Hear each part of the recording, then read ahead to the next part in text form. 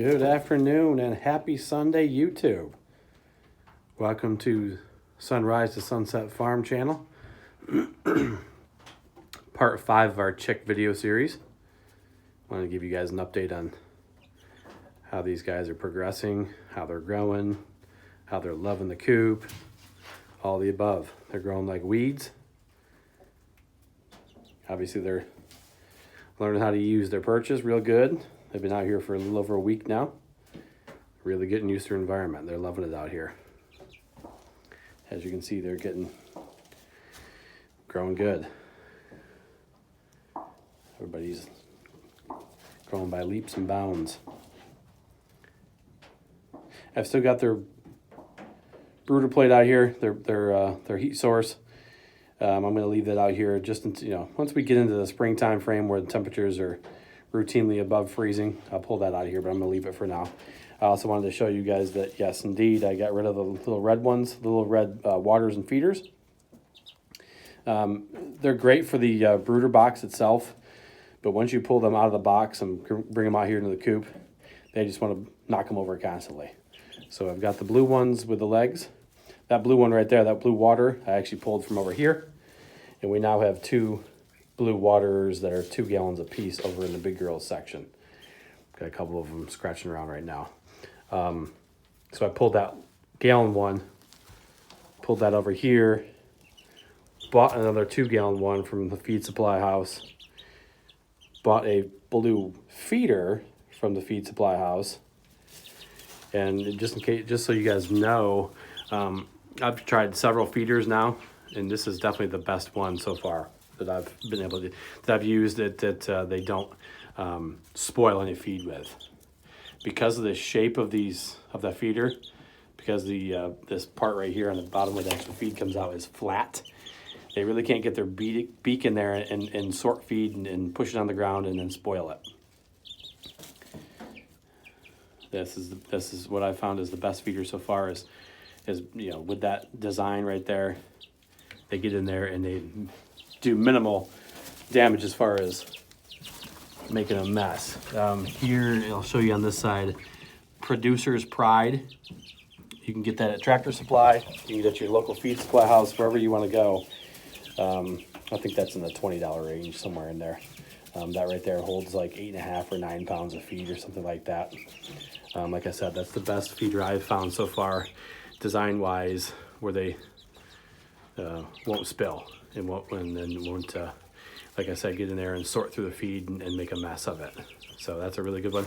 As you can see, I've, just like the other side here, I got a couple J-hooks, elevated their feeders up in the air. And the reason I did that is because I like to use a lot of bedding, and that's great, except for they're always rooting around, right? They're always scratching the ground, which is what we want them to do. But when they're scratching, they're pushing that bedding up onto the feeder and just making a terrible mess of that. So I get them up in the air, not too high because these guys are a little bit short yet still. But I pretty much got the thing maxed out anyways. But just that little elevation, I'm talking maybe 2 or 3 inches up in the air above what the legs do. Just that little bit of elevation keeps them from throwing the bedding up on the feed and making a terrible mess. I keep the waters on the ground because they don't do too bad with the actual waters themselves as far as getting bedding up in there. And if they do, I just easily clean it out. It's a pain in the butt to try and clean the bedding out of those feeders because those little circles there are small, and you got to get your fingers in there and dig them out. With the water, you just, you can get your fingers in there and scoop that stuff right out in there. It's not a big deal. But like I said, they're growing like crazy. Loving being out here in the coop. It's darn near 50 degrees today, so it is nice and warm in here. We've had quite a warm spurt, as is most of the country's had quite a warm spurt and a really mild winter so far. So it's been a great season for the chicks so far as winter goes. We started out in mid-January, and not every year you can do mid-January and bring them out to the coop a month later because it's just too cold. But this year's been great for it. So yeah, they've been doing really good. Like I said, this is part 5, so this is week number 5 that they've been we've had them. 4 weeks in the brooder box and then a week out here in the coop so far, and they're just thriving. I've started giving them a little bit of scratch and a little bit of the grubs. Like I said, once I got them out here, and they've been out here for about a couple 3 days, I decided to give them just a little bit of grubs, and boy, they started tearing them up, and a little bit of scratch, and they loved it. Yeah, they really love the grubs. All the chickens really love grubs, but yeah, I don't give them too much just because I still want them to be mainly focused on that high protein starter feed that they're eating on the left hand side there. That's that Start and Grow medicated Purina brand feed that we feed them, and they've been doing really good off of that. Like I said, here's a couple of them. Here's one of our Brahmas and one of our Orpingtons. And as you can see, all of our chickens have been going through the molt. You know, they're all a year and a half plus old, these older group. And once you get to that 18 to 24 month time frame, they're going to go through the molt process, which is them losing a good half of their feathers. Those feathers will come back, and they're slowly coming back. It doesn't hurt them. It's just part of the process. During that time frame is generally the fall winter time frame. They're going to drop them feathers. Their production does come down, but our production has been coming right back up again. We're definitely winter time frame. It wasn't uncommon for us to get 3-4 eggs out of 11 producers. Right now we're back up to that 6, 7, 8 eggs a day time frame, or production wise. So they've been doing good. Weather's starting to warm back up again. Days are getting longer. Egg production is really starting to go back up again. So, like I said, we got 11 producers of adult ones that are giving eggs, and we're hoping that this 7 more right here will get us up to 18, right? Like I said, you just don't know whether these are all going to be males or all going to be all females, or there's going to be a mix. More than likely, we're going to have a rooster or 2 out of this mix. Maybe not. Fingers crossed we don't have any, right? That's the idea.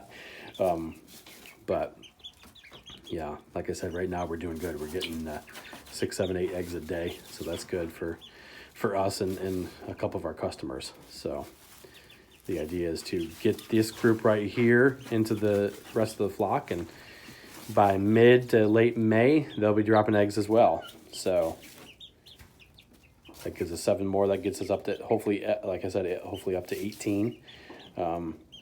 Next month, around the first day of spring-ish, sometime in that frame, I'm gonna get 6 more. We're gonna get 6 more of these little buggers, and bring our flock up to what we hope is 24 hens and 2 roosters, and 26 total chickens for this size coop. A 12 by 12 coop really is probably gonna max me out before I have to start, adding on. I can blow that wall out there and just add on to the coop. But it's 12 by 12, so yes, you could get more than 2 dozen in here, but it just starts getting cramped, because especially the way this design is, that this first half over here it was designed to hold your feed for you and whatever you want to do, and it works perfect for us as far as an isolation pen, we'll call it, right? Generally over back by that cabinet over there is where I keep my tubs of feed, but I pulled them out of here because we got the chicks in here, and it works great to isolate these chicks out here for the next couple months before they go over to the big girl side. And like I said, there's use your nesting boxes, and yep. So this is we're encroaching to the limit of this coop. So once I get 6 more in addition to these 7 right here, I think we're gonna have to think about adding on to this coop.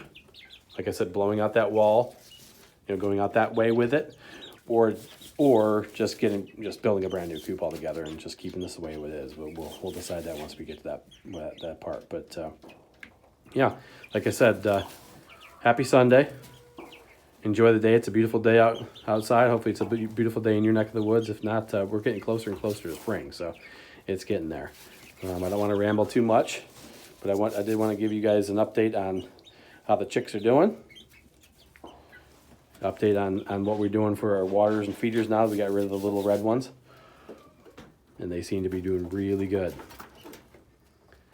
And they're exploring their area. They're going to be out here for another 7 weeks. So yeah, all right guys, we'll see you on the next video. Enjoy the day, and happy Sunday.